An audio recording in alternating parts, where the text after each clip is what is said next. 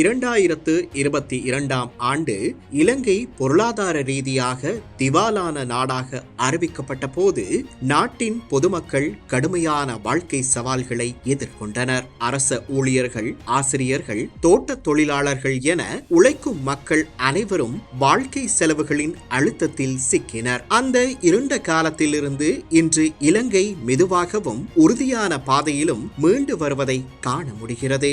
2025 ஆண்டில் தேசிய மக்கள் சக்தி அரசாங்கம் நிதி ஒழுக்கத்தையும் கட்டுப்பாட்டையும் மையமாக கொண்டு பொருளாதார நிர்வாகத்தை முன்னெடுத்தது.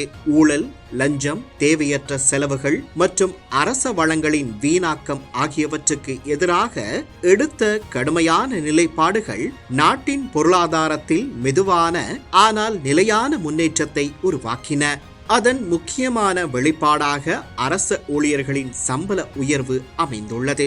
2025 ஆண்டு அரசு சேவையாளர்களின் அடிப்படை சம்பளம் கணிசமாக உயர்த்தப்பட்டது. குறிப்பாக குறைந்த சம்பளம் பெறும் ஊழியர்களுக்கு அதிக நன்மை கிடைக்கும் வகையில் இந்த உயர்வு வடிவமைக்கப்பட்டது.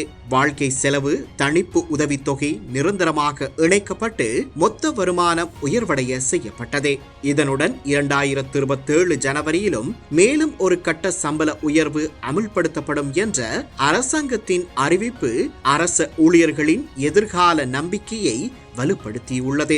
கல்வித்துறையிலும் இந்த மாற்றங்கள் குறிப்பிடத்தக்கவை. ஆசிரியர்களின் சம்பள உயர்வு கல்வியை ஒரு செலவாக அல்ல, நாட்டின் எதிர்காலத்திற்கான முதலீடாக கருதும் அரசாங்கத்தின் அணுகுமுறையை வெளிப்படுத்துகின்றன. இது ஆசிரியர்களின் சமூக மரியாதையை உயர்த்துவதோடு கல்வி தரத்தை மேம்படுத்தும் அடித்தளமாகவும் அமைந்துள்ளது.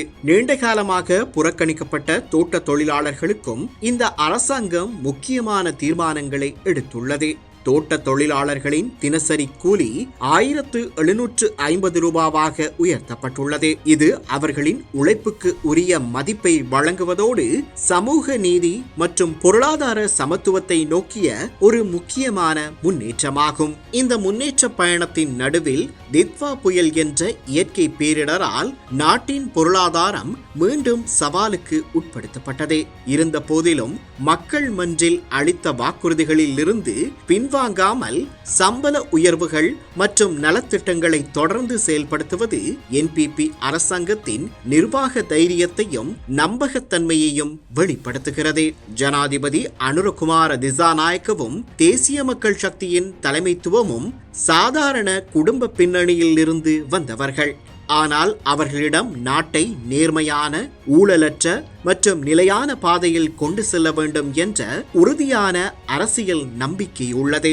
உடனடி அதிசய வளர்ச்சி அல்ல, ஆனால் நேர்மை, நிதி ஒழுக்கம் மற்றும் மக்கள் நலன் ஆகியவற்றின் அடிப்படையில் உருவாகும் இந்த மெதுவான முன்னேற்றம் நாளைய இலங்கையின் உண்மையான பலமான அடித்தளமாக மாறி வருகிறது.